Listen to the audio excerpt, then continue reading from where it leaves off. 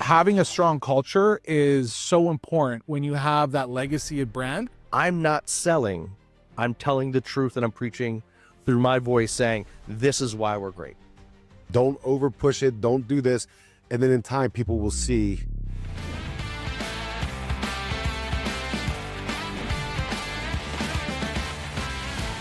Welcome back to Movified. I'm your host, Mark Hirschi, owner of Salmon's Moving and Storage, located in beautiful Vancouver, British Columbia. But today we are coming live from the ATA Movers and Storage Conference in Nashville. And I'm so excited to have this huge independent moving company. We have Jason Moyer with Moyer and Sons, and we also have Dan Cumberland, head of marketing and everything such when it comes to social media and making sure. Mark, this is awesome. Appreciate having us. Yeah, no, Thank you so much, man. It's a pleasure to honor. Thank you. You're very welcome. You know, and we got to try and see if we can get a shot. Dan, you might have to lift it up. Talk about the marketing tool. Like, look at these shoes. He's like, dude, I got to get these shoes in the shop. Oh, yeah. It has Moyer Sons on there. And there's guys lifting boxes. I'm like, this is the sickest shit I've ever seen. The guys are actually the four sons from Moyer and Sons. So you see it on the shirt. You have the four. That's so my father, my three uncles. That's what was the symbolism of that. Fantastic. Well, I love that, especially when it comes down to branding. Let's talk a little bit about this, Jason. This is why I wanted to make sure that you were sitting in the hot seat as well, too. Can you give me a little bit of an origin story of where you guys are from, where you're located, and how the company started? Absolutely. We were based in Montgomery County, Maryland. My grandparents, I used to say my grandfather, because technically he's the one who started, but it was my grandparents, my father, my three uncles that were on the first move. Gentleman who was worked for a home builder. They were building this big community. It's in Maryland called Montgomery Village. It's ginormous. One of the salespeople that worked for the builder convinced my grandfather to start a moving company to move model homes around. And here we are 56 years later.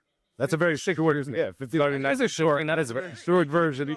Time crunch here. No, I was hoping this whole father and dad and the family, and I stepped in. So at what point did you come in, and do you have other brothers and sisters that are involved in the company? I do. So I run the company with my brother John and my cousin Deirdre. We're like the three-headed monster that took over the company and running it. My father managed it basically from like 1990 till about 2019 is kind of when we started stepping in and having more of the senior role in the company. Gotcha. Yeah.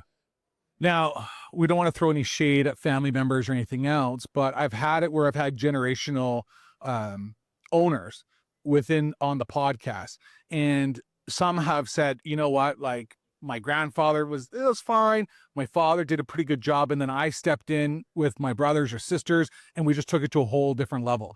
Was there a point, or did you see something when you finally stepped into that role, even though you grew up in the industry, where you're like, oh, now that the curtain's open, I want to take this company to the next level? I'll give that credit to my brother. My brother's kind of been the driving force of let's do this, let's do this, let's do this. I think I almost took the more of the seat as my dad, like, well, let's be a little safe here. Sure. Right. But between the three of us, we have to vote 2 out of 3 votes, and you can't whine if you're the one who didn't vote for it. Right. You just got to move on. That would be unfair to say that, oh, we took it to another level. We did. But what my grandfather did was he built the foundation. My father managed the foundation. And we just had another level we wanted to go to. So it's not like any one did more than the other. Every piece of that did what they were best at doing, right? So I don't want to sit there and it's not throwing shade. It's just we all had different things that we want to do and accomplish. And when you have 3 people driving that instead of just one, it makes a big difference. Oh, 100%. And we're very lucky with Moyer where like John, Jason, and Dee each have their own separate role. And those roles are very defined, whether that was on purpose or not. But, you know, as coming from the director of marketing, it's amazing to watch that happen because it's just propelling that company forward. There's the interfighting, there's no falling over each other. It's here's your role, here's your role, here's your role, move forward. There's fighting. You know, when you give this example, what I find fascinating is it just made me start to realize a small house or a small building. And everybody sees this small building. You think back in the day, everything was about 1 story, maybe 2 stories on a building. You look at the street going down Broadway in Nashville, and everything's like a 6-story building. And each layer is occupied with, you know, a different level, a different height. You go back in time, it wasn't like that. But you know what I'm seeing? I'm seeing the party on the roof. Being found on the second page of Google is literally like having a billboard in the middle of the desert. Your mama ain't gonna see it. No one's gonna see it. You're on the second page of Google, no one's gonna call, no one's gonna book. Here is the deal. If your business is not ranking on the top of Google, that means your competitors are going to be stealing your customers every single day. So at Rotate Digital, we don't play any guessing games. We use data-driven SEO strategies to make sure Google finds you first so that these Google searches turn into your customers, not your competitors' customers. How do we do it? We do it through AI-driven keyword optimization, exclusive blog networks, backlinking strategies, and honestly, the secret stuff, the proprietary lead attribution software. So what do you get as a result? You get not only good marketing, but now you get clarity into what is bringing you more revenue. So if that's something you want to do, you want to make sure your leads find you and not your competition, go ahead and go to rotatedigital.com, schedule a call, and we'll help you take your business to the top of Google. If you're considering Snowball, just do it. Snowball creates done-for-you referral programs for moving companies so you can turn happy customers into new revenue without lifting a finger. And the results speak for themselves. In less than a year, we've collected over 2,000 referrals. We generated over $200,000 of revenue that cost about $5,000 to do it. I believe we had 4 or 5 the very first day. The companies winning with Snowball are the ones that already care about their customers. We just help turn that into new business through human outreach and customer nurturing. Snowball is part of the arsenal of tools that I recommend to my clients because it works. And it's like they've taken it to a different level. So your example falls on perfect ears to everybody, because what I now envision is your grandfather built that foundation where everybody walking by saw Moyer and Sons. Your dad took it to like the next level, saying, you know what, we can actually have like a multiplex. And then you have the next generation that comes in going, you know what, we're going to give that rooftop because we want to market it and we want to make sure that everybody on that street sees who we are. So I love that concept. When we talk about family dynamics, Dan, you kind of hit on the head where each person has a different role. Was that something that you sat down with as a family going, let's focus on each other's strengths, and you're really good at this, you're really good at that, because those dynamics, if they don't work, can cause that big, I mean, I'm sure there's a good couple of headlights going in that boardroom, but. If it was intentional, I don't know about it. I was 19 years old. My brother was actually the first one that was offered the estimating position. We never called it a salesperson. We called it an estimator or a relocation specialist. We always call it a moving consultant. Yeah, keep it nice. Moving consultant, right? He decided he wanted to do something different for a little while, moved out to California with his best friend. He was probably gone, an hour, and I said, I'll do it. Right. I was 19 years old. I had no idea what I was doing. So I started doing that. When he came back, then he went into operations because I took the job that he was supposed to be in. Sure. So I think naturally and just by chance, it just worked out perfectly because he was built a lot better for operations than he would have been for sales. But yeah, he still has a good mind for all of it. Like he's a big component in working with Dan on the marketing side and everything else. So he still has the mind. But I would have tanked at operations. I'm being honest. I would have sucked. Right. I just don't have the mind for it. Sure. But when it comes to sales, you're amazing. You're phenomenal. But and Dan, you get to keep your job, like you said. And then D, because of when she came in, and she actually was working full time and putting herself through college all at the same time, like commuting to work. And then she fell into that kind of that role of, which is now the CFO. And she was just better at managing all of it because she knows when to tell us, no, we can't buy shit when we can. Sorry for my language. But I was always jealous of having brothers and sisters or cousins that could all form into a business. I remember hiring my sister once and being like, I went to my dad being like, can I just fire her? Like, what's happening here? Because that dynamic is so important to make it work. And I've had, I had Beth, who's the president of a moving company, Ameritex, that was on my podcast. And she shared about the fact that, her and her ex-husband, when they were growing, the reason they ended up splitting within the organization was because he wasn't on he didn't have the same values. He didn't look at the business the same way that she did. And she wanted to take it to a whole different level.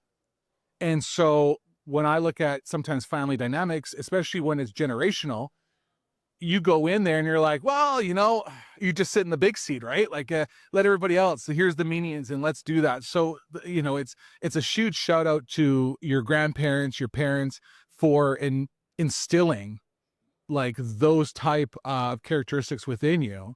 You always have to go back when, like, to your point, where somebody views you, oh, look, you're just your last name. You're just there because your last name. And yeah, part of that is true. I mean, 100%. But what I like to point out to them is that warehouse that we're still operating today. I was 11 years old and we had to sweep that thing out 20 times, squeegee it, sweep it out, squeegee it, sweep it out. That 30,000 square foot warehouse, we didn't have any crew members there. It was all of the family there doing that. Yeah. Right. So it tries to go back. And yeah, ever since I was 11, 12, I've been working summers on the trucks. Sure. I used to get mad. All my friends had cool jobs like lifeguarding and all this fun stuff. Camp counselor. Furniture. Right. Right. That's not the most glamorous, fun thing to do in the world, but it does set a foundation of hard work. Just grind it out and do it. Now, and how many locations do you have? 2. We have one. We have like our headquarters, and we have like a satellite. So it's not like we're running 2 different businesses. And where's the headquarters? Clarksburg, Maryland. So it's 20 miles north of DC. Okay. How many trucks are you operating? 57. 57. Yeah. Even with just that one location and so on. Give me some keys to that success. Well, we're based in DC, so that's Okay. a huge advantage, right? So when the rest of the country is, go back to 2007, 2008, when the market crashed, the entire country was negative in real estate. DC was always, wasn't much, was plus 1%. Right.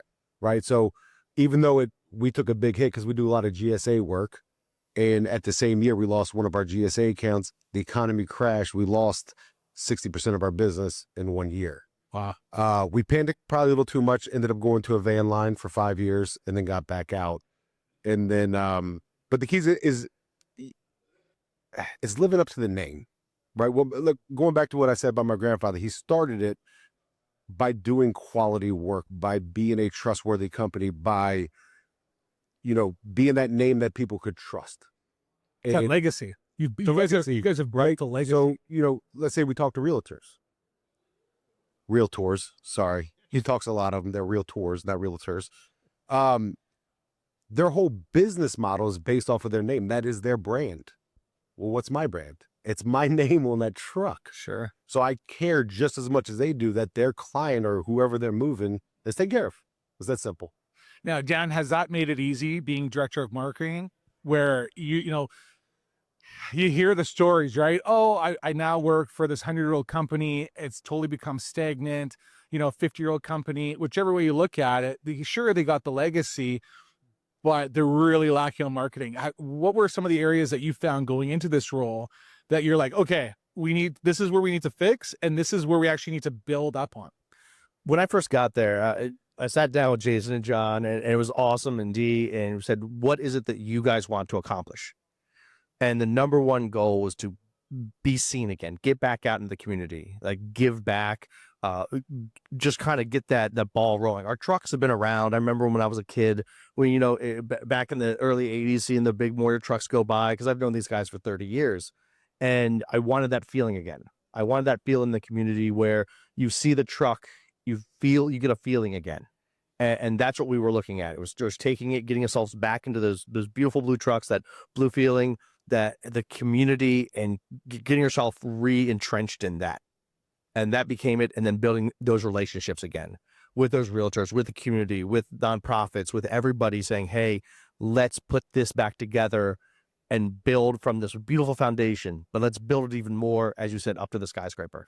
Was there any sense of a rebrand that you came in going, okay, this logo was great back in the 1980s, but it's, 2020s, 2025, we need to tweak this a little bit? Or was it, no, we're just going to keep it classic?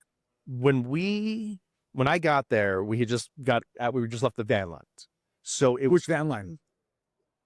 Atlas. Okay. Yeah. I know it was. I don't know if we want to talk about it.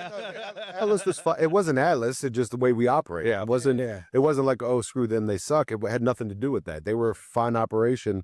Met a lot of great people there. It's just the way we operate. We were operating as an independent within a van line. Yeah. Gotcha. And so when I got there, we had just finished with Atlas. So the first step was taking what we were and then re-bringing that back up. all those trucks, all that blue, all that beautifulness that in the community, bring it all back to where it was. So that was step number one, and we've achieved that now. When I got there, people was like, oh, I remember Moyer. I remember Moyer. That's no longer the thought. Now it's like, oh, Moyer's always here. Moyer's there. Oh, Moyer's there. I remember I saw Moyer yesterday instead of I remember. My parents remember Moyer from 10 years ago. Oh, I remember Moyer from this. Now we're ingrained again. We're ingrained back that community. The big part of bringing Dan on is I think a lot of people try so hard to sell. This is going to sound weird when it comes to marketing, right? Where our whole thing was we wanted to go grassroots and go back to where it all started, which was that let's not go out and say, hey, use us, use us, use us, use us.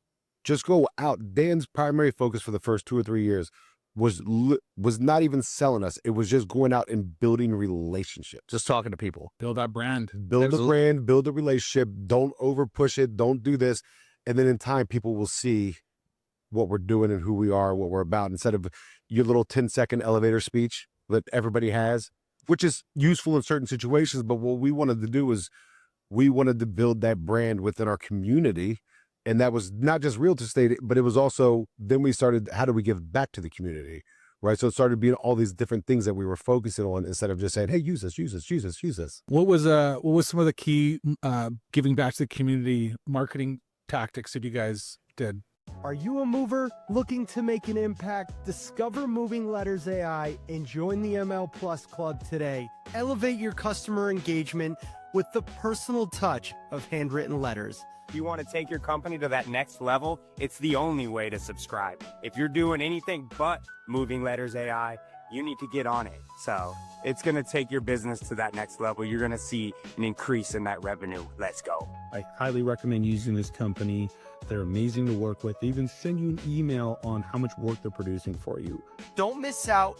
Join the revolution and start making moves that matter. Put a golden damn ticket in there with Moving Letters AI. Oh man, grassroots it.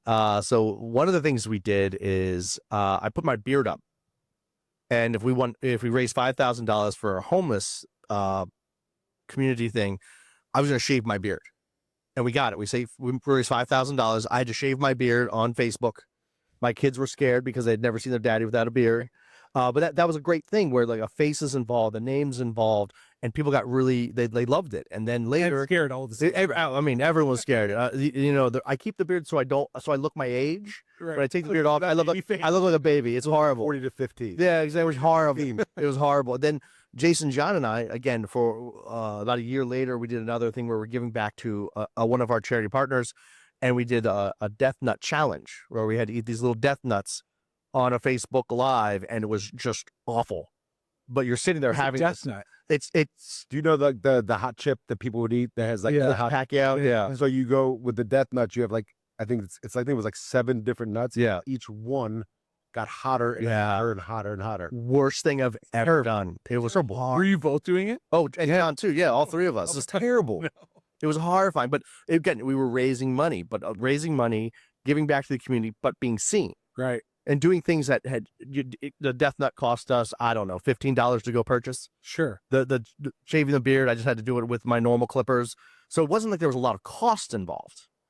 It was just, but it was stepping outside the box and making something that people are going to have that, oh, look at this. Let's go check this out.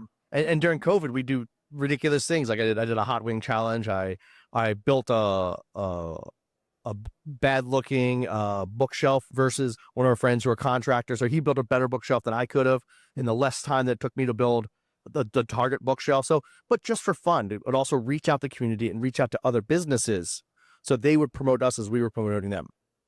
And it really built and entrenched us even more in the community, not only the community that we were sitting around, but also in the realtor community and the community of other small businesses. And so that gave us business because as that was happening, we were being seen more, we're being loved more, and we're being authentic. This is who we are. We're not playing characters. We're happy, fun people, but we're also ridiculous. And being that who you are has just been what really made us go to the next level. Was there any marketing task that you did last year or some type of marketing expense where, and hopefully Jason doesn't know about it, or maybe he does, that you spent where you're like, this is not like, this doesn't work. Like I dropped all this money on this marketing idea and it just failed miserably. Like I'm thinking like billboards, news at like. We don't do billboards because, again, we have. Hi, I'm Mark Hirschi with Salmon's Moving and Storage. Today, I want to talk about Tighten Up training. Why? Because this is Netflix grade quality training. It's not those old videos and VHSs that you got hiding in your office somewhere.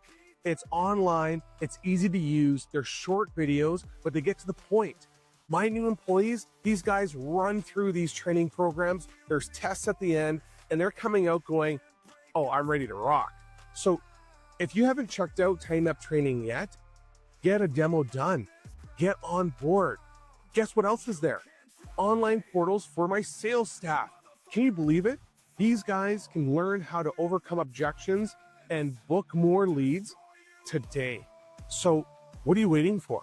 Go check out Tighten Up training today.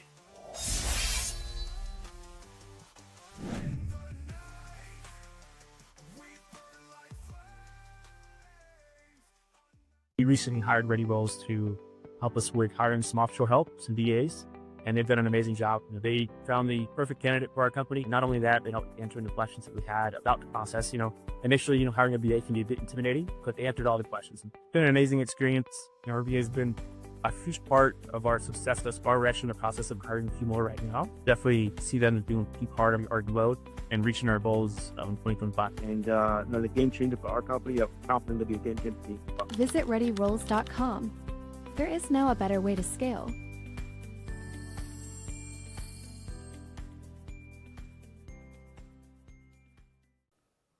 We discussed this before a little bit earlier this morning. It was, we have these trucks, these 50 to 60 trucks. We keep them beautiful. We keep them immaculate. And on the outside, those are billboards driving up and down the street all day, every day. So if you keep your trucks looking amazing, that's your billboard. I don't need to spend more money on a billboard. They already exist. But failures, absolutely they're failures. You spend money on networking groups or certain things, or you spend a year working with something, and at the end of that, you realize nothing came from it. But a big expenditure was that we spent money with a real estate firm, and it didn't turn out the way we wanted it to.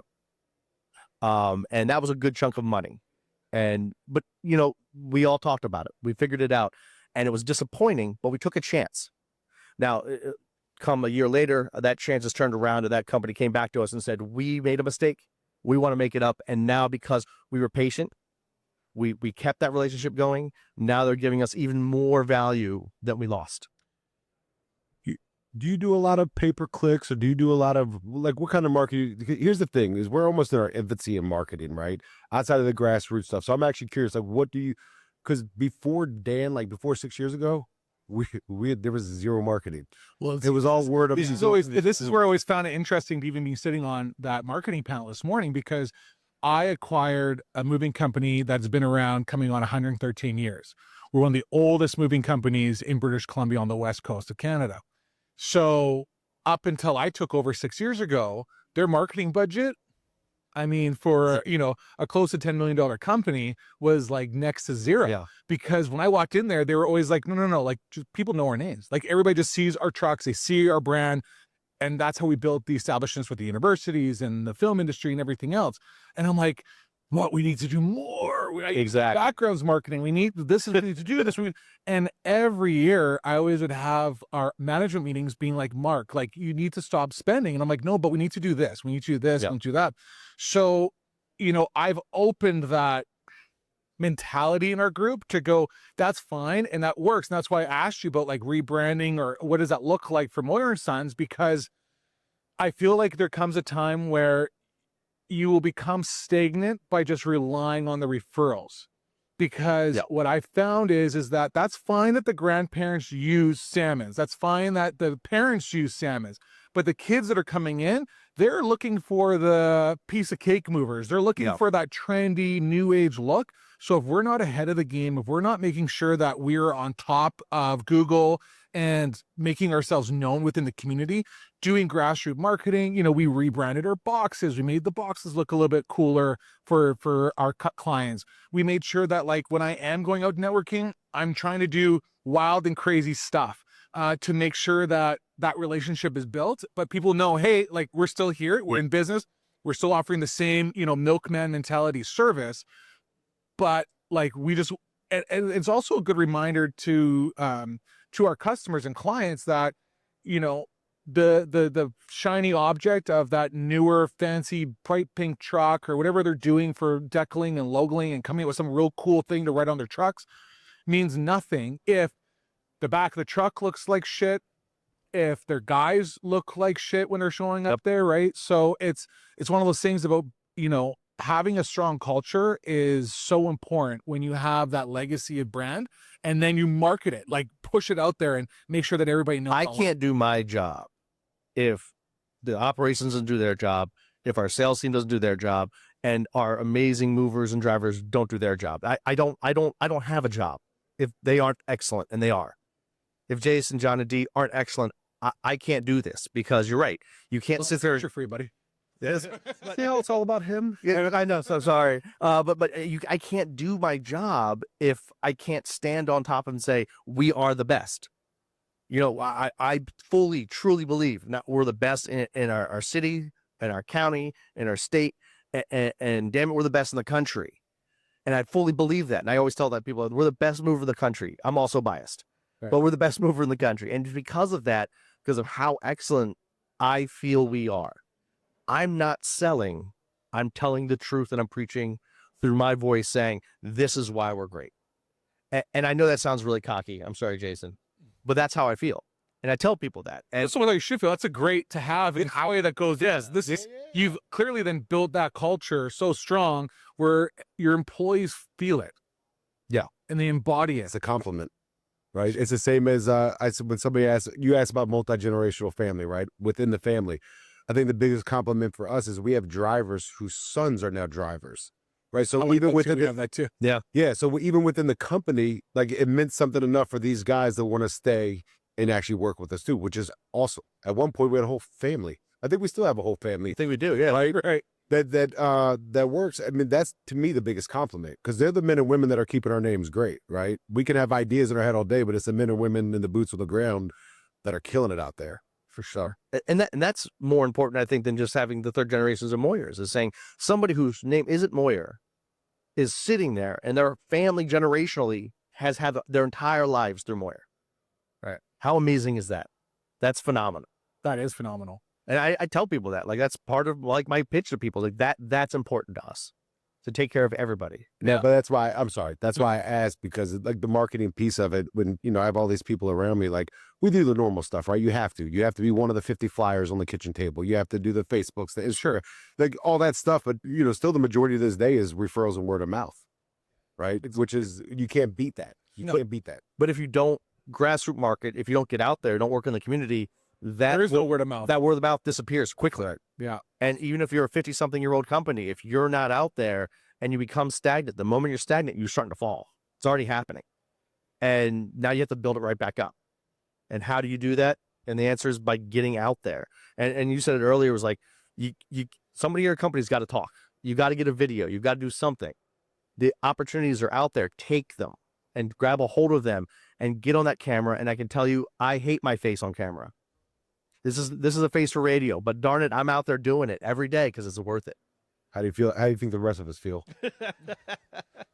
You gotta see this ugly dome. Finally, for your last question before we end this, if you had to go back, to that 11-year-old, that teenager that was like, sweeping the warehouse and working in your dad's business, what was something that you'd like to tell yourself back then that you have learned now being the president of the company? It's worth it, right? Instead of being mad that somebody has a cool job, appreciate what you do have now, right? That's the only thing. Does that make sense? Right? It's just like, moving isn't just about boxes, it's about new beginnings. At Salmon's Moving and Storage, we've been delivering peace of mind for over 100 years. From local moves to cross-country relocations, our team treats your move like it's our own, because your story matters. Trusted by generations and powered by care, precision, and people who get it right the first time. Salmon's Moving and Storage. Moving you forward since 1913. Book your move today at salmonsmoving.com. There's a light at the end of the tunnel. Yeah, like it's hard. It's hard because when I started doing estimates, it was like it's the weirdest thing. We were just having this conversation with another mover earlier. Like I can walk through a house. That's my God-given talent. I can walk through a house and tell you how long it's going to take to pack and move it. Right. I don't know why I couldn't be looking at the stock market board and saying, "Hey, that's going to hit. That's going to hit." Yeah. But my talent. I was 19 years old. Went out with them a week later. I'm doing my own estimates, and that was it. Right. Right. Yeah, I stumbled, but that was my talent. I'm like, well, shit. Why couldn't it have been something else? But all of those things, like looking back as a teenager and a kid, I always wanted the cool job. Like, I want to sit in a chair and blow a whistle and twirl it around, right? I want to be that camp counselor. That things that you do. That camp counselor right now still sitting on his couch and working at TGI Fridays, right? I wonder if his parents are going to let him out. Yeah. You know just as well as I don't know how old you were when you got in the business, but doing that work, that hard work makes you appreciate things so much more. I think in general, it also lays a foundation of who you are. Absolutely. You go out there and stay on a truck from 7 a.m. This was years ago, right? Until 3 o'clock in the morning because you had to finish a job. Like that's a part of your character that you can't just go out and read about that. You got to learn that on that job. And I'm going back to that Jason who booked the job saying, "What the hell happened here? Why am I still here? You sure listening to this one back." I'm not gonna say that never happened. Oh, this has been great, guys. I thank you so much for your time, Jason. It was a pleasure meeting you. I appreciate it. You too, Dan. Very much. Thank you so much. Absolutely. And for all those that are watching, listening, stay Movified, everybody, and tune into YouTube, Spotify, Apple Podcasts. We're all over the place. And make sure you check out Moyer & Sons. Next time you guys are in Maryland or moving out to DC, they know where it's at. Will do. Appreciate that. Thank you very much. Cheers. Cheers.